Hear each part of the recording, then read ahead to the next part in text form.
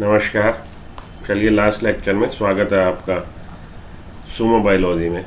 Last lecture में हम लोगों ने डीएनए फिंगरप्रिंटिंग पढ़ लिया है, तो डीएनए फिंगरप्रिंटिंग से रिलेटेड 15-20 कोई क्वेश्चन हम लोग देख लेते हैं जो आपके आने के चांस हैं। Satellite DNA is important. Satellite DNA important है। सैटेलाइट डीएनए क्या होता है?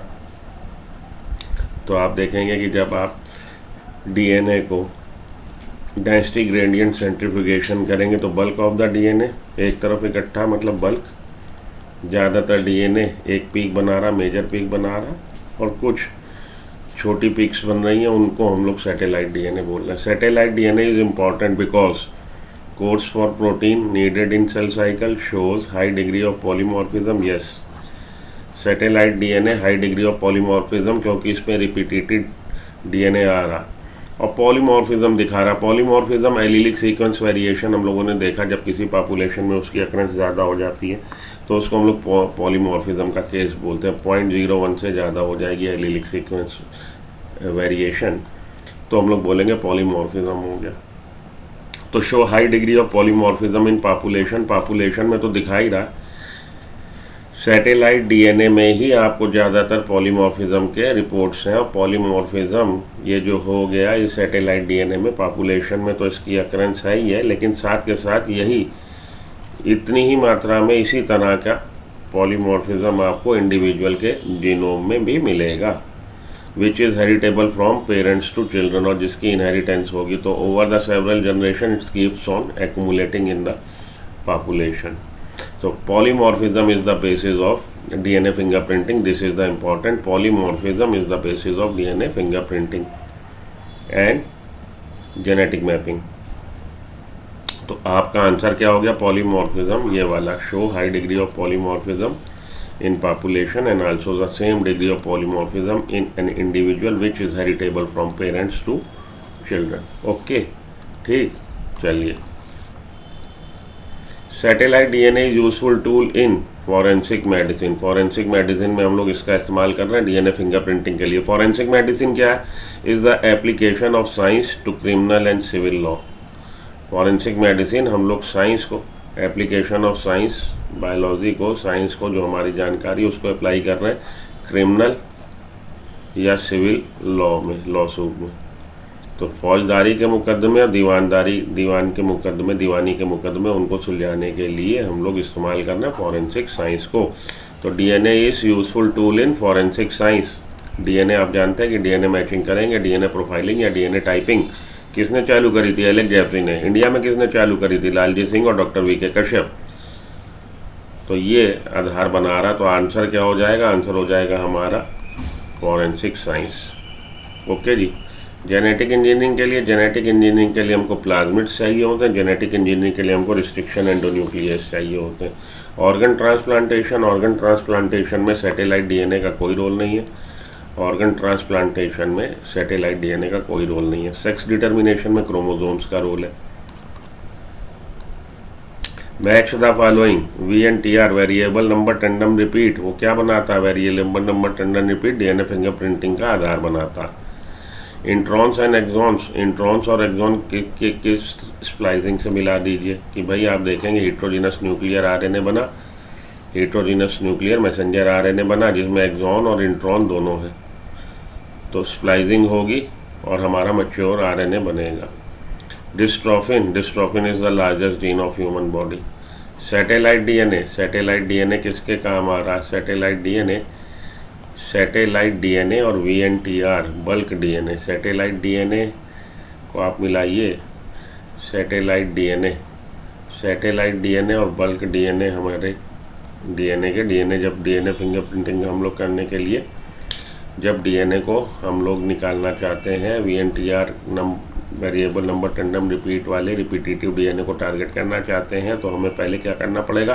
डेंसिटी ग्रेडियंट सेंट्रीफ्यूगेशन, उसमें बल्क डीएनए बनेगा और सैटेलाइट डीएनए बनेगा। सैटेलाइट डीएनए से हम लोग अपना रिपीटेटिव डीएनए लेके उसकी फिर हम लोग प्रोफाइलिंग करेंगे। तो ये हो गया आपका VNTR के आगे ले आइए आप Q, इंट्रॉन्स और एक्सॉन के आगे ले आइए आप S, dystrophin largest PQSPR is the right, QSPR नीचे आंसर दिया भी हुआ वैसे, करेक्ट ऑप्शन इज। ठीक है जी, आ गया समझ में। चलिए, the probes for DNA fingerprinting, probe जो बना रहे हैं किसके बना रहे हैं, सिंगल स्ट्रैंड डीएनए के बना रहे हैं, single strand DNA, non single strand label DNA. Label DNA मतलब रेडियो एक्टिव, आपने एलिमेंट उससे किसी तरह से रेडियो एक्टिविटी उस पर आपने अटैच कर दी है। रेडियो एक्टिव डीएनए होगा, वो प्रोब की तरह काम करेगा, और आपने सिंगल स्ट्रैंड डीएनए के साथ इसको मौका दिया कि एनीलिंग कर ले। तो ये वाली टारगेट तो आपको पता है ना, ये तो आपने बनाया है ना प्रोब, इसकी अगर आपको सीक्वेंस पता है क्योंकि आपने बनाया है, और ये कॉम्प्लीमेंट्री डीएनए अगर सैंपल में है तो उसके साथ ये एनीलिंग कर लेगा। एनीलिंग कर लेगा तो ऑटो रेडियोग्राफी पे बैंड बनाएगा।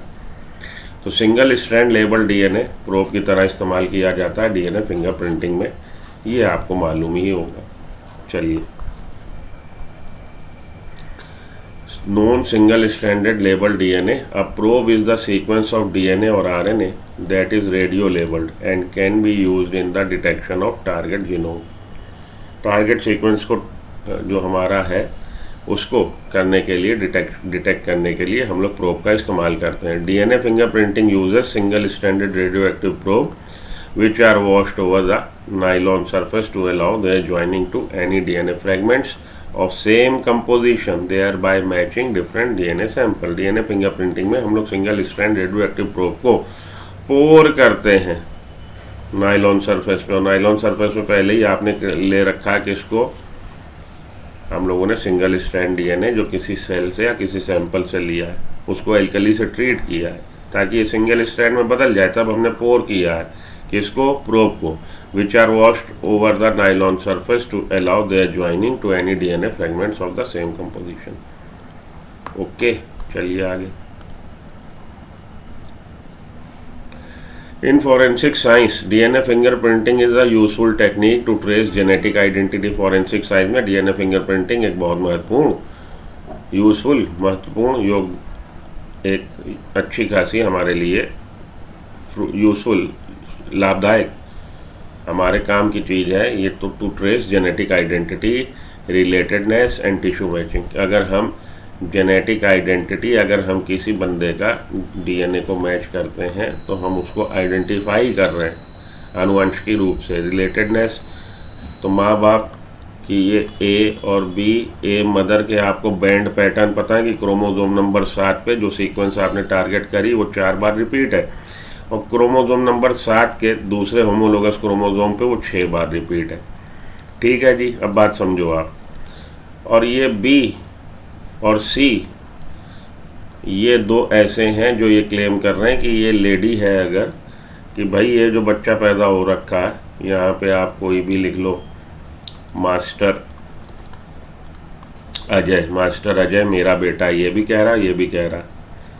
तो आप बेंडिंग पैटर्न उसका देखेंगे 8 नंबर के क्रोमोसोम पे भी देख लीजिए। 8 नंबर के क्रोमोसोम पे मदर पे एक वो 10 बार रिपीट है, और दूसरे होमोलोगस क्रोमोसोम पे वो सीक्वेंस, पर्टिकुलर सीक्वेंस जिसको हम टारगेट कर रहे हैं 8 बार रिपीट है। ये 4 बार और ये 6 बार। मास्टर अजय के एक 7 नंबर का क्रोमोसोम पे 4 बार रिपीट और एक 8 नंबर के क्रोमोसोम पे 8 बार रिपीट तो है ही है। दूसरा जो क्रोमोसोम मिल रहा उसको फादर से मिल रहा, फादर से जो मिल रहा है यहाँ पे, और फादर पे मान लीजिए इसके दूसरे वाले क्रोमोसोम पे 7 और 8, ये वाला तो कर ही दीजिए कि चलो मदर से आ गया, ये मदर से आ गया, ठीक, 7 और 8। अब जो दूसरा है उसका वो 3 बार रिपीट दिखा रहा है, ये वाली सीक्वेंस, जिस सीक्वेंस को हम टारगेट कर रहे हैं वो 3 बार रिपीट दिखा रहा है, और 8 नंबर पे वो दिखा रहा है रिपीट 4 बार। यहाँ तो मदर से है नहीं, 8 नंबर पे 4 बार और 7 नंबर पे 3 बार। अब जिस फादर में ऐसा कोई क्रोमोसोम होगा कि वो बेंडिंग पैटर्न इसके पैटर्न से मिलता हो, जो पैटर्न बने हैं ये पैटर्न से उतने बार रिपीट वो वाला उसके पास क्रोमोसोम हो, भले बी के पास भले सी के पास, वही इसके पिताजी होंगे। तो बी के पास 7 नंबर के क्रोमोसोम, बी के 7 नंबर के क्रोमोसोम पे आइए।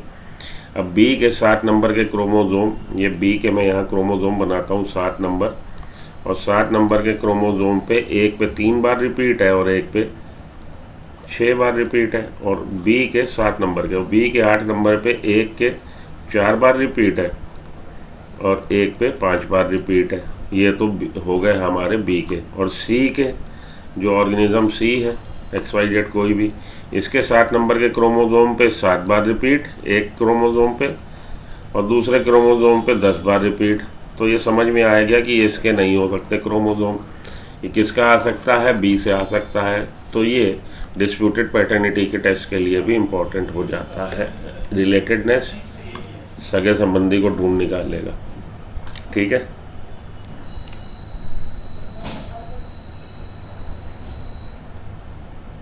आगे चलता हूँ मैं। In forensic medicine DNA fingerprinting is useful tool technique to trace genetic identity relatedness and tissue matching. Which of the following material does not find any use. भाई DNA fingerprinting करने के लिए हमें क्या करना है? हमें DNA को मैच करना है। तो DNA तो मिले, इसमें से ल्यूकोसाइट्स WBC हमारी white blood corpuscle nucleated cell है, न्यूक्लियस होता है। Erythrocytes mature erythrocytes enucleated होती है। ई न्यूक्लिएटेड मतलब उसमें न्यूक्लियस नहीं होगा। न्यूक्लियस नहीं होगा तो DNA कहाँ का निकालेंगे? DNA नहीं निकाल पाएंगे तो हमारे लिए इरिथ्रोसाइट DNA फिंगरप्रिंटिंग के लिए बेकार है। तो DNA फिंगरप्रिंटिंग में इरिथ्रोसाइट्स का कोई रोल नहीं है, क्योंकि उसमें मैच्योर इरिथ्रोसाइट में न्यूक्लियस नहीं होता। तो आप उससे DNA नहीं ले सकते। DNA नहीं ले सकते तो आप DNA प्रोफाइलिंग कैसे करोगे? DNA fingerprinting can resolve identification of person कर सकती है। पैटर्निटी डिस्प्यूट, ये मातृत्व को या पितृत्व को लेके जो डिस्प्यूट है कि आपने बोला जी कि अजय क्लेम कर रहा है विजय मेरे पिता है, तो वो हम लोग डिस्प्यूट सॉर्ट आउट कर सकते हैं by comparing the DNA profiling. DNA profile को कंपेयर करने पे, DNA प्रोफाइलिंग करने पे, DNA फिंगरप्रिंटिंग करने पे हम चेक कर सकते हैं, हम बता सकते हैं। मैटरनिटी डिस्प्यूट ऐसे ही मदर के भी। तो ऑल ऑफ द अबव, हाँ जी सभी ऑल ऑफ द अबव कर सकते हैं हम लोग। The technique used in DNA fingerprinting: Western blotting, Northern blotting, Southern blotting, Eastern blotting. Southern blotting, Southern blotting को यूज़। Southern blotting क्या है? किसी सैंपल में DNA के स्पेसिफिक सीक्वेंस को टारगेट करना, that is the Southern blotting। Northern blotting क्या है? RNA को टारगेट करना। और Western blotting क्या है? स्पेसिफिक प्रोटीन को टारगेट करना, अगर आप लोकेट करना चाहते हैं। बस इतना याद रख लीजिए, काम चलेगा। ज़्यादा गहराई में मत जाइए, अंत ना पाओ, इतना चलेगा आपका काम। मिनी सैटेलाइट और VNTR। अब हम लोगों ने बोला था ये जो हमारे सैटेलाइट DNA बना, अलग से जो सेटल हो गया, सैटेलाइट DNA को फर्दर हम लोगों ने मिनी और माइक्रो सैटेलाइट में बांटा था on the basis of 3 basis थे। तो हम लोग किसको टारगेट करते हैं? मिनी सैटेलाइट को टारगेट करते हैं। Mini satellite are used in DNA fingerprinting कर रहे हैं। पॉलीमरेज चेन रिएक्शन से कोई मतलब नहीं, जीन थेरेपी से कोई मतलब नहीं, जीन मैपिंग से कोई मतलब नहीं। जीन मैपिंग का बेस क्या है? पॉलीमॉर्फिज्म। DNA फिंगरप्रिंटिंग में VNTR को, वेरिएबल नंबर टेंडम रिपीट को हम लोग यूज़ करते हैं। ठीक है। DNA probes use in fingerprinting are. DNA probes क्या है? तो सिंगल स्ट्रैंड DNA है जिसमें रेडियो एक्टिविटी आपने टैग कर दिया है। DNA segments having radio active isotopes. DNA segments हैं ये जिसमें रेडियो एक्टिव आइसोटोप्स हम लोगों ने टैग कर दिए ताकि बाद में हम उसको लोकेट कर सकें। जब उसको अगर ये एनीलिंग कर लेगा हमारा DNA प्रोब, पुछल्ला लगा के आपने छोड़ दिया, और इसकी कॉम्प्लीमेंट्री बेस सीक्वेंस अगर सिंगल स्ट्रैंड DNA सैंपल में है, एनीलिंग कर लेगा। उसके बाद इस पर हम एक्सपोज करेंगे किसको? एक्सरे फिल्म को। एक्सरे फिल्म को एक्सपोज करने पे ऑरेंज कलर के बैंड आपको दिखाई देंगे जहाँ पे एनीलिंग हो गई है। इल्यूशन मीन्स, इल्यूशन क्या है? Separation of DNA fragments on agarose gel, cutting out DNA bands from the agarose gel, cutting out DNA band from agarose gel, that is known as elution. तो option number B is the right choice, cutting out DNA bands from the agarose gel, that is the elution. PCR technique invented by PCR polymerase chain reaction किसने invent किया? Kary Mullis. Kary Mullis was the scientist who invented PCR। Basis of DNA fingerprinting. DNA fingerprinting का base क्या? Polymorphism in sequence of satellite DNA। Polymorphism base है। ठीक है।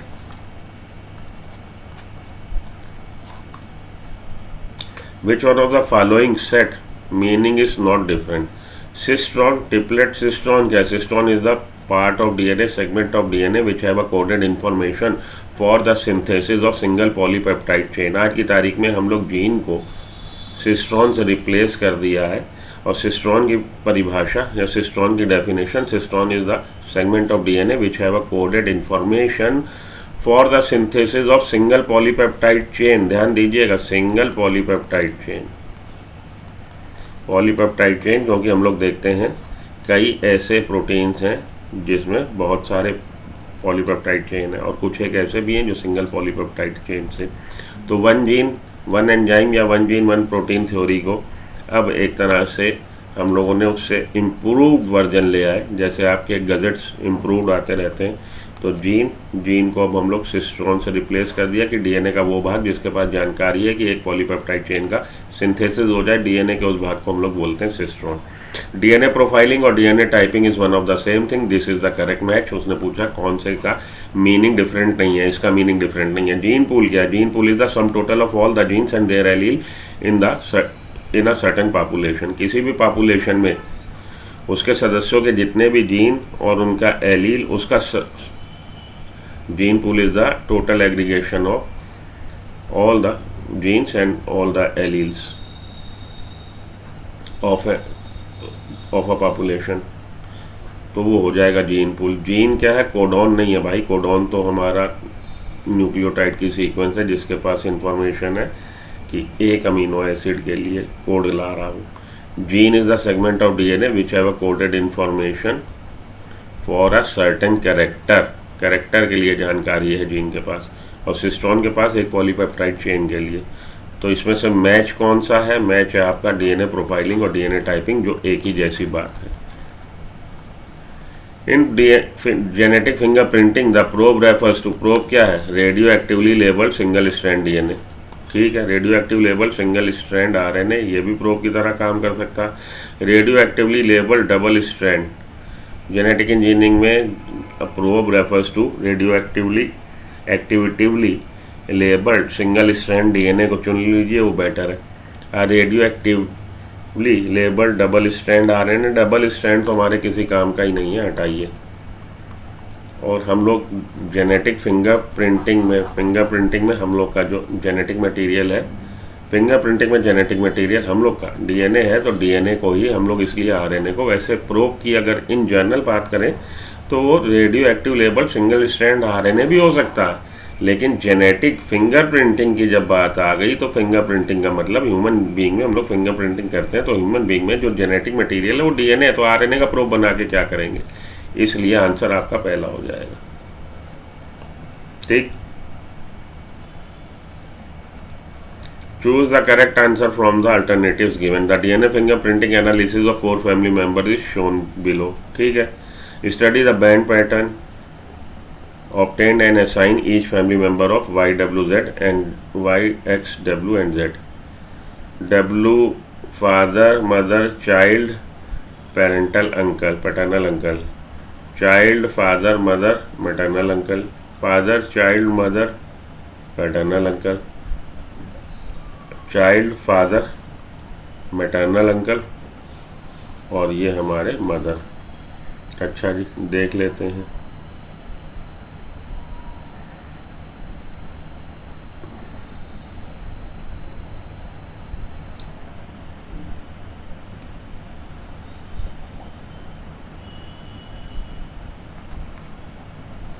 देखिए x तो हो गया चाइल्ड, क्योंकि एक्स के पास एक क्रोमोजोम इससे आया है, एक क्रोमोजोम इससे आया है, मतलब बेंडिंग पैटर्न वाला जो सेम मिल रहा है पैटर्न, बैंड पैटर्न सेम मिल रहा है, एक इसके क्रोमोजोम से मिल रहा है और एक इसके क्रोमोजोम से मिल रहा है, तो ये तो हो गया चाइल्ड, नो डाउट। एक्स को आप चाइल्ड करिए सबसे पहले, और एक्स चाइल्ड का एक ही है आपके पास ऑप्शन, ठीक है।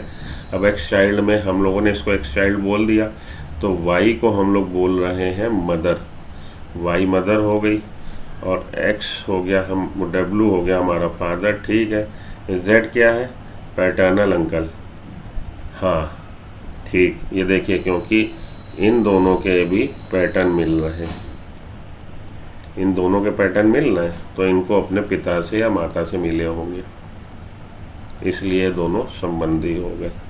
इसके पास देखिए एक ही ऑप्शन ऐसा है जिसके पास दोनों के मिक्सचर से मिल रहा है, तो ये दोनों के मिक्सचर से, इसके मेल गैमीट से और इसके फीमेल गैमीट से, ठीक। और ये वाला जो है ये इसका भाई, उसको उनके फादर से मिला। तो आपका ऑप्शन क्या है? ऑप्शन हमारा हो गया इस वाले केस में एक्स चाइल्ड। ये एक्स चाइल्ड से क्रैक हो गया क्वेश्चन जैसे ही आपने एक्स को चाइल्ड मान के देखा कि भाई इसके पास दो क्रोमोसोम ऐसे हैं जो दो अलग अलग ऑर्गेनिज्म से बेंडिंग पैटर्न, उसका बेंड पैटर्न मिल रहा है, एक इस ये मिल रहा है, एक ये मिल रहा है। तो इसका मतलब है ये इन दोनों के कॉम्बिनेशन से ये बना है, ठीक है जी। इस तरह से क्रैक हो गया और केवल एक्स चाइल्ड की एक ही आपके पास थी, तुरंत क्रैक हो गया 2 मिनट में। चलिए ऑप्शन क्या है? सी आंसर है। करेक्ट ऑप्शन इज सी, ठीक है, बिल्कुल ठीक। आगे बात समझ में? इतना वैसे हाई फाई आपसे डीएनए फिंगरप्रिंटिंग नहीं पूछेगा। In which of the following steps in DNA fingerprinting technique labelled VNTR probes used during isolation? जब आइसोलेट कर रहे हैं तब DNPR न कर रहे हैं, नहीं। ड्यूरिंग डाइजेशन, डाइजेशन में भी नहीं, एंडोन्यूक्लियस को कर रहे हैं। ड्यूरिंग इलेक्ट्रोफोरेसिस, इलेक्ट्रोफोरेसिस में भी नहीं। During hybridization, hybridization is the annealing of single strand DNA into the double strand DNA. उस समय हम लोग प्रोब को पोर करेंगे तो एनीलिंग होगी, तो हाइब्रिडाइजेशन होगा। इसलिए आंसर क्या है? इसलिए आंसर है during hybridization. Okay. Mini satellite और VNTR यूज्ड इन किस में? डीएनए फिंगरप्रिंटिंग में कर रहे हैं और किसी चीज़ में कर रहे हैं? नहीं। पॉलीमरेज चेन रिएक्शन में नहीं, जीन थेरेपी में नहीं, जीन मैपिंग में भी नहीं। DNA probe used in DNA fingerprinting are highly sensitive electron microscope, ultraviolet beams, DNA segments having radioactive isotopes. Yes, this is the correct answer. For DNA fingerprinting to associate a blood sample with the criminal, what is minimally required? अगर हम DNA fingerprinting कर रहे हैं, blood sample किसी का लिया है criminal से, तो हमें क्या क्या रिक्वायर्ड होगा? 1 सैंपल ऑफ DNA, PCR, हमें 2 सैंपल चाहिए तभी तो हम भैया कंपैरिजन करेंगे। PCR भी करेंगे, रिस्ट्रिक्शन एंजाइम भी चाहिए, जेल इलेक्ट्रोफोरेसिस भी चाहिए।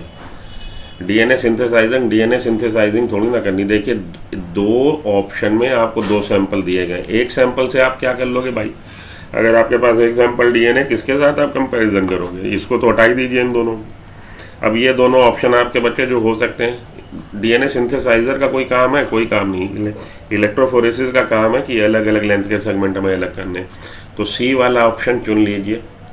2 सैंपल हमें डीएनए के चाहिए, PCR करेंगे, रिस्ट्रिक्शन एंजाइम से हम डाइजेशन करा लेंगे, जेल इलेक्ट्रोफोरेसिस से हम छोटे बड़े सेगमेंट अलग कर लेंगे। Option number C is the correct choice. You should go with option number C. Option number C देखिए answer. Total sample of DNA 2 sample हमें चाहिए, PCR एम्प्लीफिकेशन, रिस्ट्रिक्शन एंजाइम और gel electrophoresis. Okay. What is genomic library? अच्छा एक चीज़ ये समझ लो, genomic library क्या होती है? The collection of clone segments of entire genome. Cloning कर ली, फोटोकॉपी बना ली इंटायर जीनोम की ऑफ एनी ऑर्गेनिज्म, उसको हम बोल रहे हैं जीनोमिक लाइब्रेरी। तो किसी भी ऑर्गेनिज्म की आप पूरे जीनोम की कॉपी करके आप उसको अपने स्पेसिमेन के तौर पे प्रिजर्व कर लें तो वो हो जाएगी जीनोमिक लाइब्रेरी, ठीक है।